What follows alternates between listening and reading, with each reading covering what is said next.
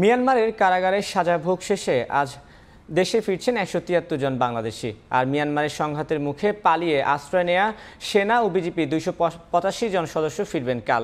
বিস্তারিত জানাতে কক্সবাজার শহরের নুনিয়াতছড়া ঘাটে আছেন রিপোর্টার সুজাউদ্দিন রুবেল। যাচ্ছি তার কাছে।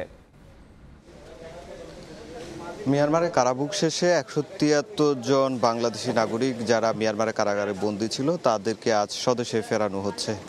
এর মধ্যে ১৭৩ জনের মধ্যে রয়েছে প্রায় ১২৯ জন বা কক্সবাজার জেলার, আর ৩০ জন বান্দরবান জেলার, আর বাকি সব চট্টগ্রাম, রাঙামাটি, খাগড়াছড়ি সহ নারায়ণগঞ্জ এবং বিভিন্ন জেলার।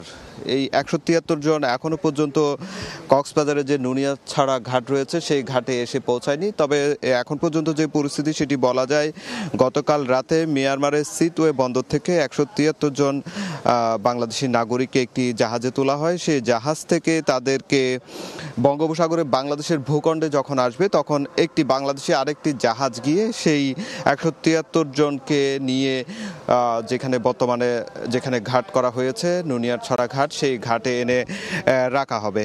সেখান থেকে আসলে স্ব থানায় প্রেরণ করা হবে। সেই পরিস্থিতির জন্য নুনিয়াতছড়া ঘাট এলাকায় আমরা দেখছি বিজিবি, পুলিশ, কোস্টগার্ড সহ আইন শৃঙ্খলা বাহিনীর সকল পর্যায়ের কর্মকর্তারা এখানে উপস্থিত হয়েছেন। তবে এখানকার কঠোর অবস্থান, এখানে কোনো ধরনের কাউকে আসলে প্রবেশ করতে দেওয়া হচ্ছে না। ৫০০ গজ বাইরে অবস্থান করতে হচ্ছে, যেই কারণে আসলে আমরা খুব কাছাকাছি গিয়ে বা কোনো পরিস্থিতি আসলে জানাতে সক্ষম হচ্ছি না। এখানে আসলে কেউ কিছু বলতে চাচ্ছে না।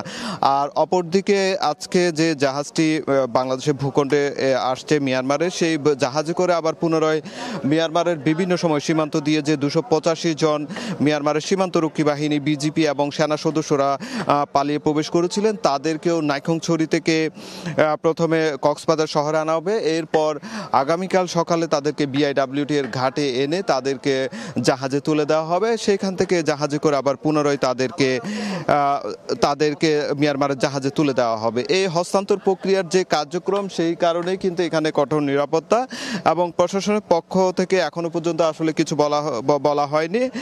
বলা হচ্ছে পুরো এই কার্যক্রমটি বিজিবির অধীনে হচ্ছে এবং পররাষ্ট্র মন্ত্রণালয় এবং স্বরাষ্ট্র মন্ত্রণালয় তারা তাদের যে পুরো প্রক্রিয়াটি সামাল দিবেন এবং পরবর্তীতে সেটি ঢাকায় গিয়ে তারা প্রেস ব্রিফিং করবেন বলে জানানো হয়েছে। তো এ ছিল আমার কাছে কক্সবাজারের নুনিয়াতছড়া ঘাট থেকে যে বাংলাদেশি আসছে ১৭৩ জন এবং ২৮৫ জন মিয়ানমারের নাগরিক ফেরত যাচ্ছে। সব শেষ।